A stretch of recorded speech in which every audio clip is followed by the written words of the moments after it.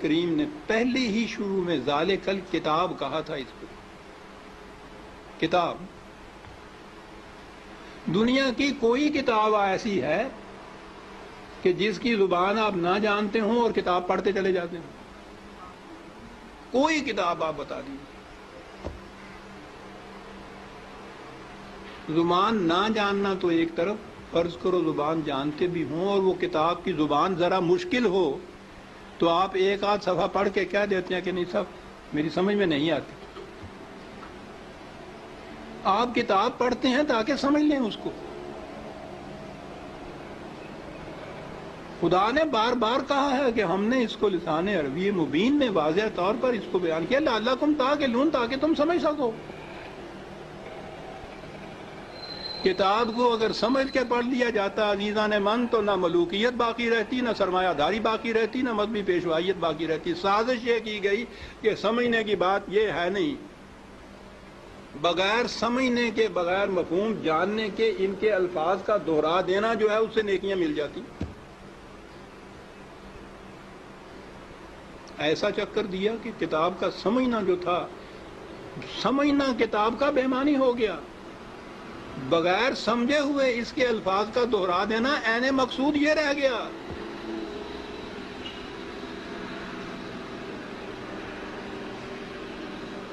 اعلیٰ سے اعلیٰ درجے کی کسی طبیب، حکیم کی، فلاسفر کی نسخوں کی کتاب، ہر مرض کا نسخہ جہاں لکھا ہو اس کے اندر، آپ اس کو سمجھے نہیں اس زبان کو اور وہ نسخے زبانی یاد کر لیں اور صبح اٹھ کے ان کو نسخوں کو رٹتے رہیں، شام تک بولتے رہیں.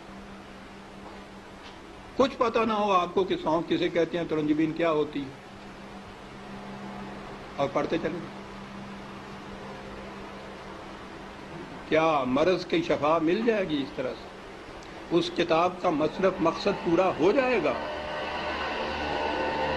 میں نے کہا ہے ابھی کہ ہے کوئی دنیا میں اور کتاب جس کے ساتھ یہ کچھ آپ کرتے ہوں؟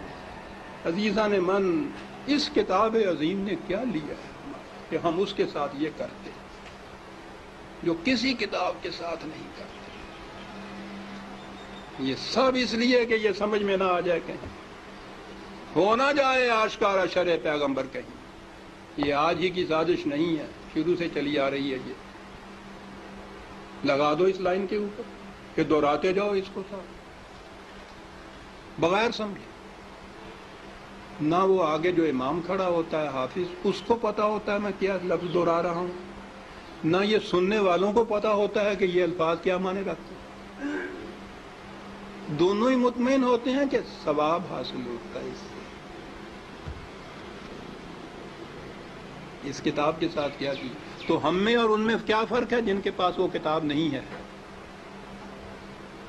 فرق یہ ہے کہ ہم دوہرے مجرم ہیں.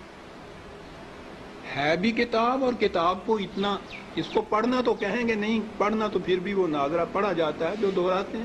ناظرہ پڑھنا بھی تو یہی ہوتا ہے، الفاظ ہی ہوتے ہیں جن کو دہراتے ہیں ہم. یہ کتاب ہدایت تھی، یہ وہ نقشے اس میں دیے ہوئے تھے کہ فلاں دوراہے پہ پہنچو تو دائیں کی طرف مڑ جاؤ تو اس طرف جاؤ گے، بائیں کی طرف کا راستہ اس طرف چلا جائے گا. نہیں سمجھتے اس کو. ہر مرض کی شفا تھی اس میں، دہرائے چلے جا رہے ہیں. یہ ایک پورا ریلا حفاظ جسے کہتے ہیں، صرف حفظ کیا ہوا، کچھ معنی نہیں جانتے. اسی میں وہ پھر قاری آ جاتے ہیں، حفظ بھی کیا ہے، پڑھتے بھی ہیں، پھر قرأت کے ساتھ گا گا کے پڑھا جاتا ہے.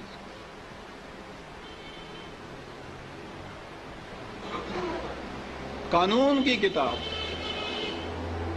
گا کے پڑھنے کی.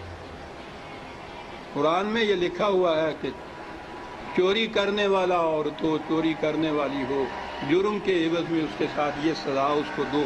اب اس کو آپ گاتے چلے جائیے قانون کو.